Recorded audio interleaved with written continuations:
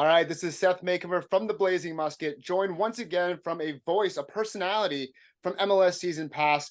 Tony Husband, how are you today?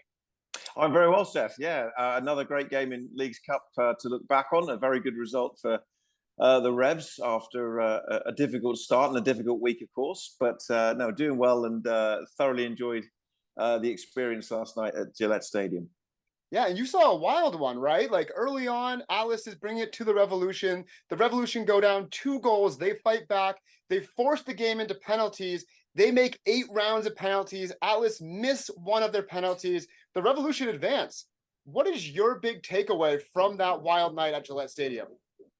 I think it's that the knockout soccer is something different. I always felt even 2-0 down quite early in the game, and with all the things that the Revs have had to deal with, of course, this week, you still felt that there was a lot of soccer still to be played, and you felt that one goal could change everything. And I think it just goes to show that things can swing wildly, even more so in these kind of knockout competitions where everything's on the line. It's win or go home.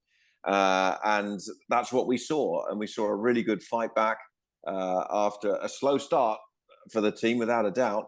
And then we just saw a kind of bit of a wild ending. I mean, the penalty shootout was fascinating in that I think looking back on a lot of those penalties, we had 15, 16 penalties, whatever it was. And, an awful lot of them, the keepers actually got their hands on, but they just couldn't keep them out. So I think there were 1 or 2 players who kind of, once their penalty had gone in, they turned and walked away and were probably thinking, gosh, I don't know how that actually got through, but it made it into the net. But so it was a quite weird penalty shootout in many ways, in that it ultimately took somebody to actually miss the target for the game to be decided. Yeah, absolutely. And the shootout was also really interesting because we're normally seeing George Petrovic in net, Earl Edwards Jr., a very seasoned backup, sometimes a starter as well for clubs, steps in net. What did you think of his performance over the course of the night? I thought he did well. I mean, he came in and I don't think, as my broadcast partner Ross Smith said, I don't think you could really critique him in any way for the goals he conceded. And he made some pretty crucial saves as well. And I'll pick out a moment in that first half where he came out and made a save where the offside flag actually went up on the far side of the field. And so the initial thought was, well, it was offside, so it doesn't really matter. But when we saw the replays, we saw that actually the player for Atlas that had gone through was onside. I think in this case it was Caicedo, and he was comfortably onside. And if that ball had gone in the net and Edwards hadn't made the save and the flag had gone up and then they'd gone to review, the goal would have been given. And the Revs would have been 3-0 down at that point. And now, as much as 2 goals down, you can mount a comeback like the Revs did. I think at 3 down, it could have been very, very difficult. So that was a crucial, crucial moment. And Earl Edwards played his part in that. And then throughout the rest of the game, they managed to, repel any Atlas attacks. Atlas were not as formidable going forward as much in the second half. They did hit the post with a very good shot from Zapata, but again, nothing that Edwards could do about that. It was an excellent shot from long distance. And then come the penalties. I think, like I was saying earlier, I think both goalkeepers will look at some of the penalties and think, how did I not keep it out? Because they got their hands, they got their bodies on some of them, and somehow the ball just managed to squirm through, it seemed, on every penalty. But no, I think it was a good performance. And again, not easy circumstances to come in. Everyone's talking about Petrovic in what's been a very busy news week for the club anyway. So it was a big challenge for him to come in. But, he's an experienced guy, 8 years in MLS. And that experience helped him, I'm sure, in the end. And, it was a good, solid performance from him. And, who knows? I would suspect he will be in goal going forward for the time being anyway. Yeah, I definitely want to talk about the off-field stuff. I think it's a lot of people are talking about it all throughout the league. I do want to focus one more question on the game that we just saw. We see that Carlos Gil comes off early with an injury. Afterwards, Richie Williams said it doesn't look too serious. Carlos Gil himself says it looks a little bit more of a muscle thing. It doesn't sound like they're too worried about a long-term injury there. But I am interested in thinking about this idea. The star player, a former MLS MVP, he gets fouled quite a bit. That's the game plan. And the quote last night was like, yeah, they came and attacked me, but they didn't account for the rest of the team. And the rest of the team were able to get the victory that night. Last night, Atlas had 14 fouls committed that were whistled, probably more if they weren't whistled. And 4 of them were against Carlos Gil, which is the most on any team on the field. You see a guy like Messi, who maybe gets, the benefit of calls, but a guy like Carlos Gil, who's very, very talented, doesn't always get those calls. Do you think that that's an accurate statement that I'm thinking, that Carlos Gil should be getting a little bit more protection from the referees? Well, it's always a difficult one when you've got a game-changing player like Heel, or whether it is Messi, or whether it's Mukhtar in Nashville. These number 10s are outstanding players. They draw a lot of attention, and teams are going to go after them. It's going to have to be part of their tactics. I mean, I thought Heel was excellent again last night, and when he really started to get into the game in the first half, after that kind of early shock of going 2 goals down. You felt he was the key. I think it was really impressive, though, that they managed to go on and win the game and win the tie ultimately with him off the field. And it's encouraging to hear that it doesn't look like it's too bad. They're going to get a lot of attention. I think for referees, it's always a balance. There will be referees the world over who can be criticized for being overprotective of some of these talents from time to time, giving them too many decisions. I think Carlos Gil was probably pretty frustrated in the first half when there was a penalty shout where he went down in the box, minimal contact. I think the referee made the right decision on that one. I don't think it was a penalty. Now, whether those things sometimes play into a referee's mind, they're only human beings as the game goes on. If they're minded to feel that sometimes, no, I think that's a fair challenge. Just because you're the star, you can't expect me to blow the whistle every time. I mean, it's just all human instinct sometimes, isn't it? But he's always going to be a marked man out there, and it's always going to be interesting to see how the officials officiate on a player like that, and whether, frankly, they feel that he's a marked man or not. And in the case of Hill last night, I think there were 1 or 2 free kicks he could have had, and then there were 1 or 2 where he probably wanted free kicks or penalties, and I think the referee probably got it right. It's a difficult one to call. Yeah, absolutely. And I think about the one where the Atlas player got a yellow card and healed on a breakaway. And there's a player before that tries to make a tackle and misses, and the second guy absolutely takes him out. But you're right. It's a total balance that referees are only human. They're going to look at these situations, and sometimes they're going to make the call right. Sometimes they're going to make it wrong. Something to kind of keep an eye on. So let's go off go ahead. You want to jump in there? I was just going to say, and on that as well, I think in the defense of the referee sometimes is that we sometimes in the booths and things can be critical of them for being too whistle happy. And I think there's that mantra we have over here. You see it in the other football a lot. It's the balance of, well, do you let them play? In these kind of games, this is knockout football. This is a big game. This is going to be physical. You want the game to flow. That's in the interest of everybody watching the game, and that you want to see an entertaining game, and you want to let it flow. And the referees could be mindful of that as well. So there's that balance to take into account. Absolutely. Like you mentioned, like soccer is a physical game at times. And I'm a coach myself. And when I'm out in the field with my players, I never call any fouls so that they don't automatically look for it. Obviously there are fouls that happen in practice, but if they become too used to like, oh, that's a foul, then they don't play through some of those moments. So yeah, I mean, it's a total fine balance to look at when it comes to fouls.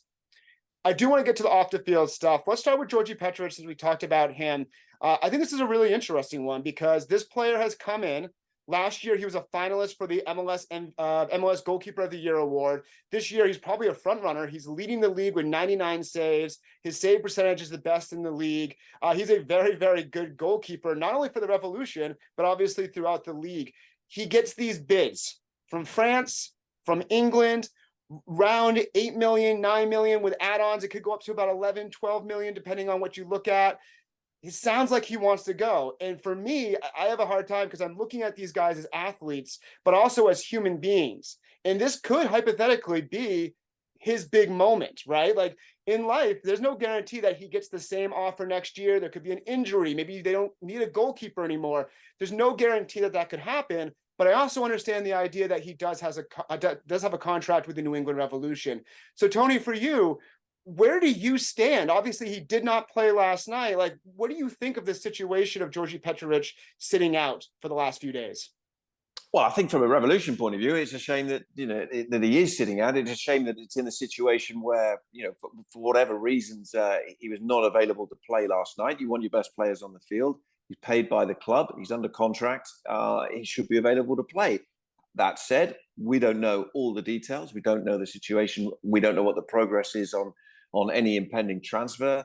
And you're right, Nantes, Nottingham Forest, Manchester United. Those are just some of the clubs that have been mentioned. I'm sure there's more than a dozen probably that have come in and expressed an interest in him. And if you look at it from the player's perspective, it's a life-changing moment potentially for him. If you've got potential interest from Manchester United of the Premier League, you're going to want to go, aren't you? There's just no doubt about that.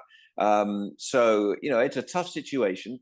It's a shame when transfers get into this point, because ultimately it just can leave a sour taste for all parties.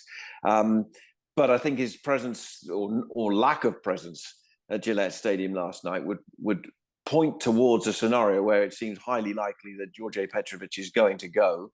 What also interests me, though, is that Matt Turner's kind of fate is wrapped up in this storyline a little bit as well, with some talk that potentially Nottingham Forest have Matt Turner earmarked as well. How does that affect things with Arsenal?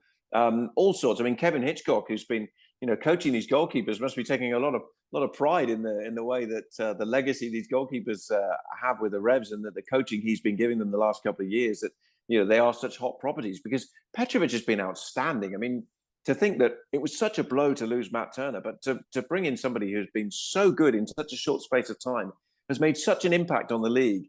And I think we probably undervalue it a little bit, because I don't think we give goalkeepers quite the love that we give, players who come into the league and score a lot of goals very quickly.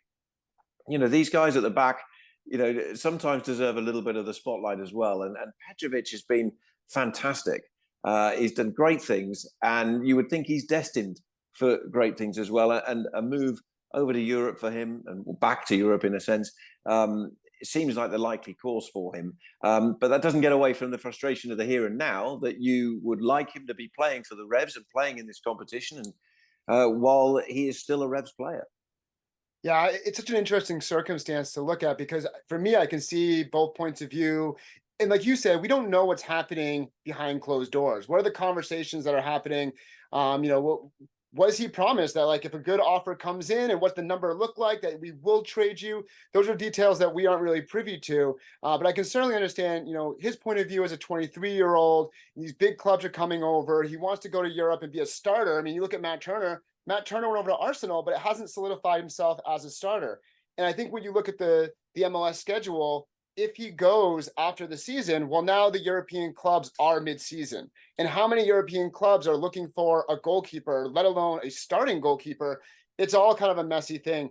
For me, I think that the positive thing, whether he stays or goes, is afterwards you hear Richie Williams say that the club is really sympathetic towards his situation, and they're talking with him, they're working with him, they're hopeful there's going to be a resolution. And you also hear Earl Edwards Jr. say that after the game, Djordje Petrovic immediately texts him and say, good job. So I don't think there's a total situation where Djordje Petrovic, who has been at training doing individual work, that he's completely shut off from the team. I think that he's still connected in that way. Tony, for you, if you're the Revolution and you're Richie Williams and you're away from the sporting director, Bruce Arena, how do you approach this situation with Djordje Petrovic? It's difficult, isn't it? And I think, in my experience of these things, and over soccer over the years, whether it be working on it in the UK or in the US, there is always more to it, and more going on than what we publicly know. We don't know the inner details of whether there's release clauses, what the offers are, what was said, what might have been promised by one side or the other at some point. These are just general things that happen among all transfers. I'm not specifically citing this one in particular, but those are just the things you have to take into account when you think about kind of transfer sagas. For Richie Williams, well, I mean, in a sense, what can he do? He's in an interim at the moment. His job is to pick the team, coach the team, and get results for right now in Leagues Cup, and who knows going forward potentially when MLS resumes at the end of the month. he can't really control what's happening. I mean, he might ultimately find himself in a position where he has a choice to make on selection, but right now that selection choice might not even be there, given George Petrovic's situation. So I don't think it's too difficult for Richie Williams, other than the point of when you're a coach of any team, you want to pick your best team. George Petrovic would be in that best team, and he can't pick him right now. So frustrating for him, but I get the sense that, with everything else going on, and the fact that they're in the midst of a competition and they have Earl Edwards Jr. who slots in to play the role, then Richie probably just gets on with it, and it'll be a frustration for him. But ultimately, with all the other things going on, he probably it's one thing that he can't control. And if he can't control it, I would imagine he doesn't want to get too hung up on it either. So you mentioned it. There's other things that are going on around the New England Revolution right now. Bruce Arena has been put on administrative leave while there's an ongoing investigation. I was down there the day before the Leagues Cup game, talking to Richie Williams, talking to Carlos Heel, various other players. It's pretty quiet, right? There's not a lot that's being said right now. A lot of no comments. Mark Anthony Kay himself said, "I don't know what to think. I don't have any information about what's going on." So there's not a lot of information out there. I'm curious, you go down there, I'm sure you're talking to some individuals. You're also looking at afar. What do you make of this entire situation right now? Well, it's an odd situation in so many ways. It's a situation that obviously, we only know what has been publicly said, and there's, in some senses, there's not a lot more we can say about it other than what has been made public by the New England Revolution and by Major League Soccer, and it's an ongoing investigation. Bruce Arena remains the head coach of the club, but on administrative leave. Everybody knows Bruce's backstory and the success and what a pillar of United States soccer he has been for generations now. And you look at what he's done since he's come into the Revolution in 2019 as well. So it's a strange situation that's unfolded over these past few days. Obviously, the players were made aware of it at the end of the weekend, and it didn't really filter out into the public domain until early in the week, pretty much on the eve of the game against Atlas. We can only go on what has been publicly said. Richie Williams has obviously said he can't really comment any more on it, and the players have said their part and said their piece at a press conference this week, including the captain, Carlos Heel. New players like Mark Anthony Kay, who's just come into the club and only just briefly started working with Bruce. We're just going to have to see how it unfolds. And you would hope, I think, from every perspective, that the investigation is concluded swiftly and quickly, and that a resolution can be reached. What that will be, we just can't speculate at the moment. We don't know. Yeah, I think you said it right on. I mean, it's something that we have to ask and talk about and think about, but there's really not much to talk about because we don't know much. So obviously, No. if more details come out and the investigation concludes, maybe there's more thoughts there. I think going into that, though, the news there, a lot of people had the Revolution as cup contenders or even Leagues Cup contenders. For you, does this distraction, does this moment, does this change anything about your views of the New England Revolution and their ability to win a trophy this year? I think when you look at it into MLS terms, if you consider that, there is still several months to play, then there is always the capacity if you have a speculation or a question mark hanging over a coach, that it can affect the season. There's no doubt about that, because there's still a lot of MLS soccer to be played.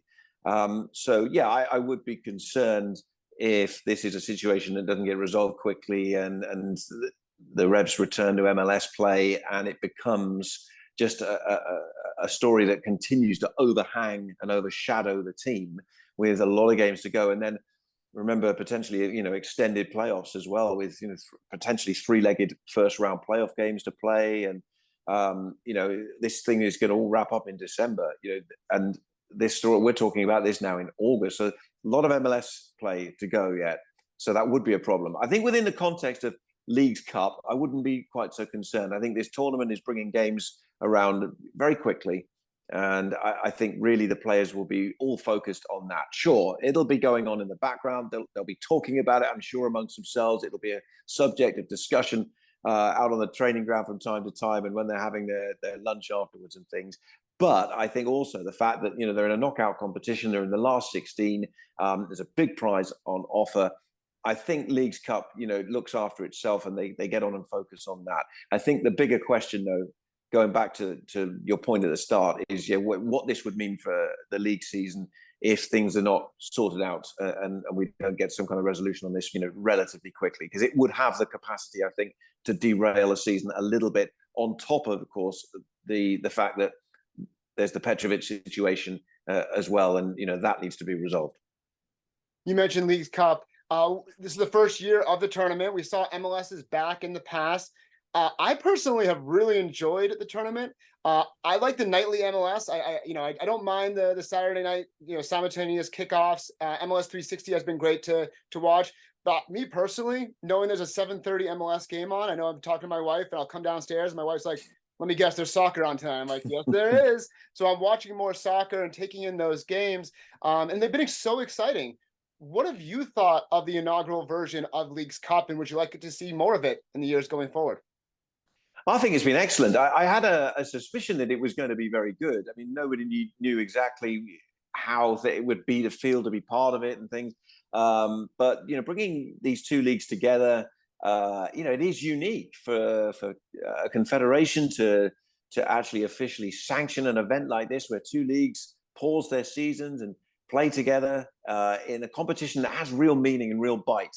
I think it's been great. And I think that actually gets to the heart as well of what people want to see a lot these days. I mean, we're watching the Premier League series has been over here, in recent weeks. But, those are friendly games. They're exhibition games. They're training games for the teams to, get their fitness ready for a new domestic season. The Spanish teams have been over, the Italian teams as well, German teams. But at the end of the day, they're playing friendly matches. And I think if there's a lesson from really, in many ways, the NFL's experience in Europe, where they actually took regular season games into Europe, and you see the response to those games being played in London and now Germany as well. It's that people want to see real competition, and that I think is the beauty of Leagues Cup, because there is something on this, and it's quite clear when you watch the games that it really is something riding on this. There's so many things, whether it be CONCACAF Champions Cup, whether it be the prize money, with this reported pot of $40 million, which is going to make a player think twice. And it's there is a great simmering sporting rivalry between Mexican and US soccer, and throw the Canadian teams in there, as well. And I think it's all made up for a very good competition. And like you, I have liked the fact that the games are played across the evening, so that there's a bit more choice, because I'm at a game every Saturday night during the MLS season, and so I'm missing a lot of other games that are going on at the same time and catching up on them. But the great thing with the app, of course, is it's all there, so you just catch up on it. It's on demand at any time.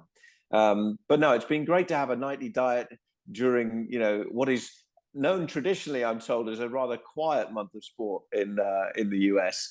And this has been good. And I think it's only going to get better as we get, really down to the business end of the competition, because, the deeper you go, the even more there is at stake. So it's going to get even more exciting. I think we're going to see some more wild games.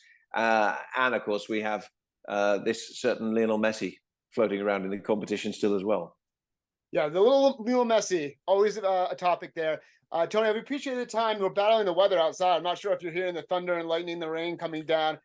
I do want to hit you with some rapid fire questions, if you don't mind, as we end our interview here. So you mentioned it earlier, Georgie Petrovic, Matt Turner. Which one are you taking if you could start your team? Good question. I think, apologies to Matt, I'm going to say Petrovic. Yeah, absolutely. You have two good outside backs for the New England Revolution. Do you take Brandon Bye, or do you take DeJuan Jones? Jones. Which Revs penalty did you like the best last night? Gosh, that is a good question. The best penalty, because let's be honest, they weren't all great penalties. I tell you what, let's take Farrell, because he was the winner. He had to come up. He was the only person who took the penalty, knowing that he could win the game, and he came up with such confidence and swagger, and the way he scored it, Farrell's was the best penalty. Mr. Revolution. Do you think that the New England Revolution win a trophy this year? Any trophy? Yes, I think they have a chance. Definitely, they have a chance. I think they are undoubtedly one of the best teams in the league. They have a chance, but you have to put an asterisk next to all of that at the moment. Does Messi win a trophy this year? Yes. Which one? Or you can just leave it as yes. US Open Cup. I like that one. That's the quickest route. Who knows? I mean, they're doing a lot of great things. I want to see Miami play a few more games.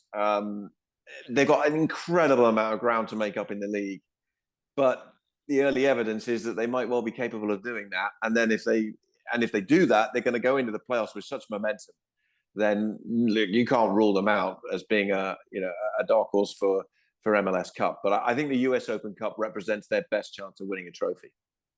We've seen that Leagues Cup games end in penalties instead of a straight up draw. Should the MLS adopt that rule and have all games end in penalties? Well, that's kind of what happened before, wasn't it? And it changed with the kind of the old-fashioned shootout. Look, I'm probably rare amongst the Europeans in that I don't mind innovation in a game like that. I wouldn't have a massive issue with it if it meant a bonus point. I think as long as you keep the value of a point for a draw. But it would change things a bit. So I'm not against it, but I don't see it happening in league play anytime soon. And last one, one of my favorite things is to ask people their favorite soccer memories. I've heard stories of like birds flying into the broadcast area during the call. Recently, there was bees at Gillette Stadium, and they had to have beekeepers come in and remove the bees. So there's so many weird things happen in the world of sports. What is one thing from your life, covering soccer, playing soccer, being around soccer, that's a great story involved? Well, I will go right back to my very earliest days of my BBC career, and I was interviewing the former Tottenham and Portsmouth manager Harry Redknapp, a well-known English soccer coaching name, and I'm interviewing him. This is 20 years ago. I'm a rookie journalist going up to interview this manager, and during the interview, the players are playing on the practice ground behind, and suddenly this ball comes flying off, and it hits Harry on the back while he's doing the interview. He turns around, irate, shouts, screams at the players. Anyway, this is all caught on camera, and this is in an era where we didn't quite realize just how powerful the emerging internet could be. So somebody, unbeknown to me, made the video available on YouTube and started forwarding it around. And before I knew it, this video was going viral all over the UK of Harry Redknapp being hit by the ball. It made it into national newspapers and everything. And it's still there on YouTube. You know, if you put Harry Redknapp hit by ball, it's still there. It was just a bizarre thing. And it was, I guess at the time, it was one of football's first kind of viral videos in that kind of new age of the internet and YouTube. That was the time. We're going back to kind of 2003, so it's a long time ago, but it still remains with me as one of the most bizarre moments. And even to this day, whenever I do an interview, if I'm ever doing an interview out on the side of the field or about to do anything, and there's a warm up going on or anything, I still to this day am conscious to make sure that we are not got a situation where a flying ball or a sprinkler or something is going to come on and create another one of those YouTube moments, because one's enough for the ones that I've been involved in. Well, Tony, I think you gave me and all the listeners some homework. I think we're all going to go to YouTube right now and try to find that clip. Unfortunately for us, you might have heard some background noise, but the power stayed on. I enjoyed the chat so much, Tony. Hopefully we see you around Foxborough, Gillette Stadium in the coming weeks. Well, I don't think it's would be out of place for me to say you will see me very, very soon at Foxborough, because I'm looking forward to coming back for the next game against Querétaro. So I'm going to be there to call that one. So really looking forward to coming back. Great. Thank you so much for the time.